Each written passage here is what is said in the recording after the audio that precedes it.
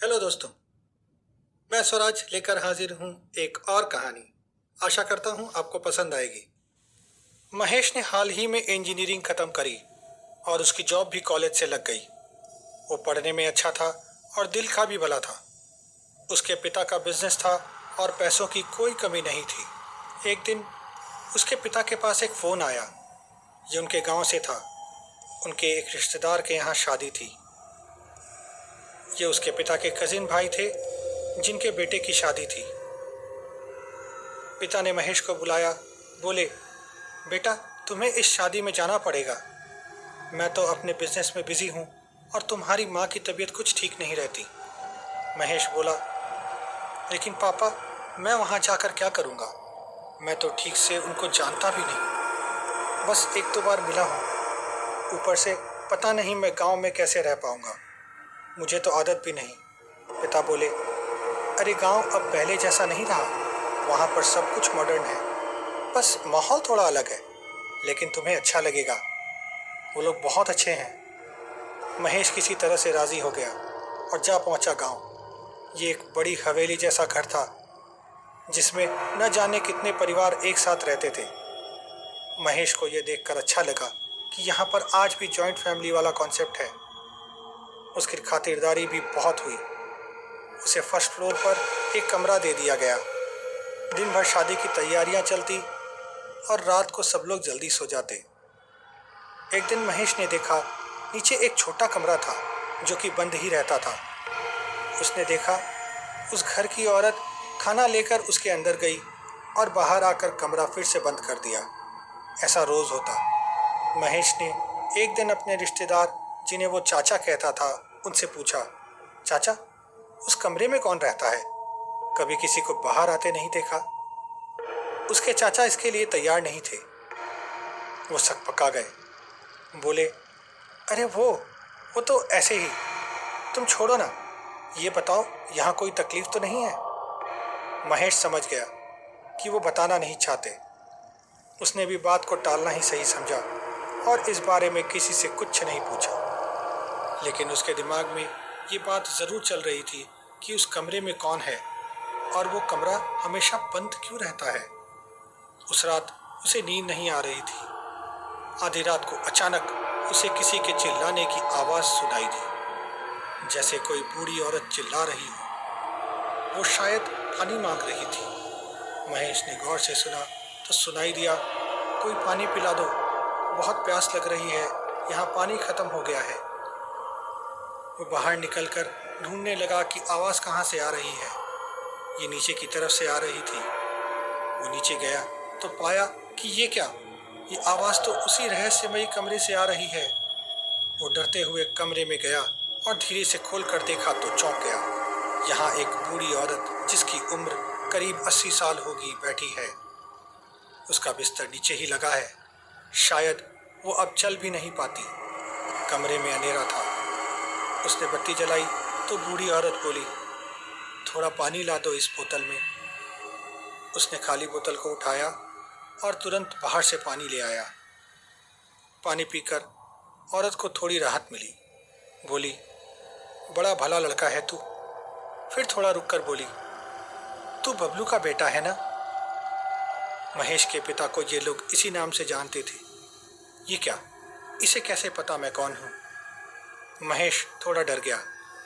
वो बूढ़ी औरत झुर्रियों की वजह से और दांत न होने की वजह से थोड़ी डरावनी भी लग रही थी। वो बोला, आपको कैसे पता? आप तो मुझसे कभी मिली भी नहीं।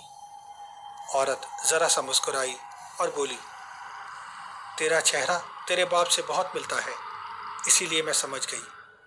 मैं तेरी दादी ही हूँ, तेरे चाचा की माँ। आ मेरे पास बैठ। महेश अभी भी डर रहा था। वो हंसी और बोली, क्या हुआ? अरे बेटा, मुझसे डर मत। उम्र की वजह से ऐसी लगती हूँ। इन लोगों ने मुझे यहाँ बंद कर रखा है। कोई बात भी नहीं करता और बाहर भी नहीं ले जाता। मेरे पोते की शादी हो रही है, लेकिन कोई उसमें भी मुझसे नहीं पूछता।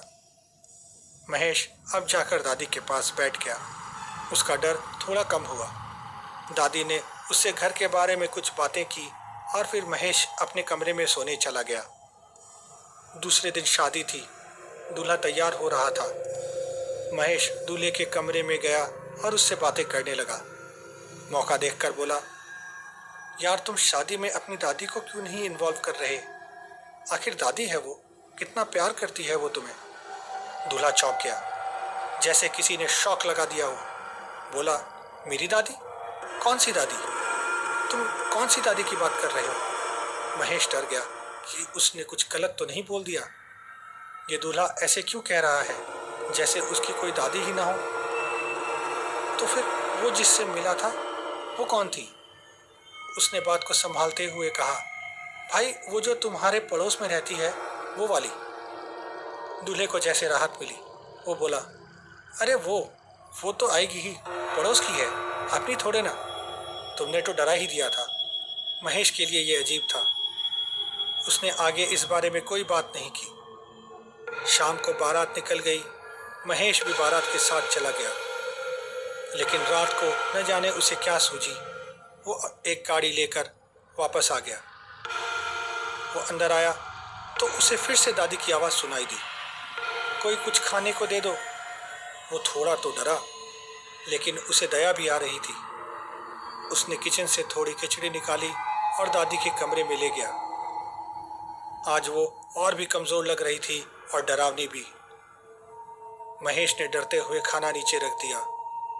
वो कुछ बोल पाता तभी पीछे से कोई आया। उसने देखा ये एक लड़की थी जो उसकी ही उम्र की होगी। वो लड़की सीधा दादी के पास बैठ गई और कुछ बातें करने लगी। दादी भी ध्यान से उसकी बात सुन रही थी। फिर वो लड़की उठी, महेश को बोली, मेरा नाम गुड्डी है, ये मेरी दादी है। महेश बोला, मैंने तुम्हें पहले कभी नहीं देखा। वो बोली, मैं शहर में जॉब करती हूँ, अभी आई। जिनके बेटे की शादी हो रही है वो मेरे चाचा हैं। ये लोग हमें पसंद नहीं करते, इसीलिए हमें शादी में नहीं बुलाया। फिर थोड़ा दुखी होकर बोली, अब मैं अपने मम्मी और पापा के साथ ही रहती हूँ। महेश को याद आया कि उसके पापा ने बताया था चाचा के उस भाई के बारे में जिनकी मौत उनकी पत्नी के साथ एक एक्सीडेंट में हो गई थी। तो फिर ये लड़की कौन से माँ बाप की बात कर रही है? महेश का दिमाग कुछ समझ नहीं पा रहा था। फिर उसने खुद को ये सोचकर तसल्ली दी कि हो सकता है ये कोई दूसरा भाई हो जिसके बारे में उसे न पता हो। आखिर इतनी बड़ी फैमिली है। और उसे इस बात से भी राहत मिली कि उसने गुड्डी के बारे में नौकर से सुन रखा था कि वो शहर में रहती है। महेश ने गुड्डी से थोड़ी बात की। गुड्डी ने कहा, मुझे दादी की बहुत फिक्र रहती है। जब तक मैं थी, जब तक यहाँ थी, मैं ही इनकी देखभाल करती थी, लेकिन अब कोई देखने वाला नहीं। ये कहकर वो रोने लगी। महेश ने उससे कहा, तुम इन्हें अपने साथ क्यों नहीं ले जाती? वो बोली, काश, और फिर चुप हो गई। खैर, शादी हो चुकी थी, सब लोग घर वापस आ गए थे। सुबह हुई। अगले दिन महेश ने गुड्डी को ढूंढा। वो उससे बात करना चाहता था, लेकिन वो कहीं नहीं मिली। तभी अचानक से रोने की आवाज़ आने लगी। एक औरत बोल रही थी, आज ही होना था ये सब। उसने नौकर से बात की तो वो भी रो रहा था। नौकर से पूछा तो उसने रोते हुए कहा, भैया, कल रात को शहर में गुड्डी दीदी मर गई। महेश के आश्चर्य का ठिकाना नहीं था। उसे चक्कर आने लगे। नौकर आगे बोला, उसके माँ बाप की ही तरह उसका भी कल एक्सीडेंट हो गया। न जाने भगवान क्या चाहता है। महेश कुछ समझ नहीं पा रहा था, लेकिन उसने खुद को संभाला और अगले दिन सबसे लड़कर दादी को अपने साथ ले गया और उसे ले जाकर एक वृद्धाश्रम में डाल दिया। वो हर वीकेंड दादी के पास जाता और हाल चाल पूछ कर आता। गुड्डी उस दिन के बाद कभी नहीं मिली। बस एक दिन एक अजीब नंबर से फ़ोन पर मैसेज आया, थैंक यू एंड बाय। ये थी कहानी आज की। सुनने के लिए धन्यवाद। दोस्तों, आप मुझे